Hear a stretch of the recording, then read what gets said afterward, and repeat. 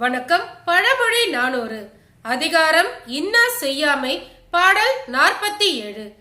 தோற்றத்தால் பொல்லார் துணையில்லார் நல்கூர்ந்தார் மாற்றத்தால் செற்றார் எனவலியார் ஆட்டியக்கால் ஆற்றாதவர் அழுத கண்ணீரவை அவர்க்கு கூற்றமாய் விழுந்துவிடும். விளக்கம்.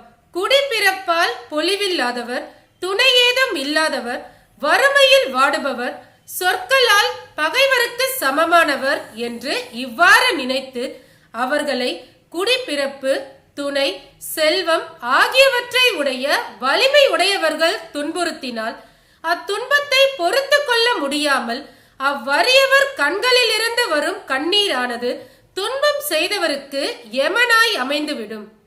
இதன் கருத்து, எளியவர்களின் கண்களில் இருந்து வரும் கண்ணீரானது அவர்களுக்கு துன்பம் செய்தவருக்கு யமனாய் முடியும்.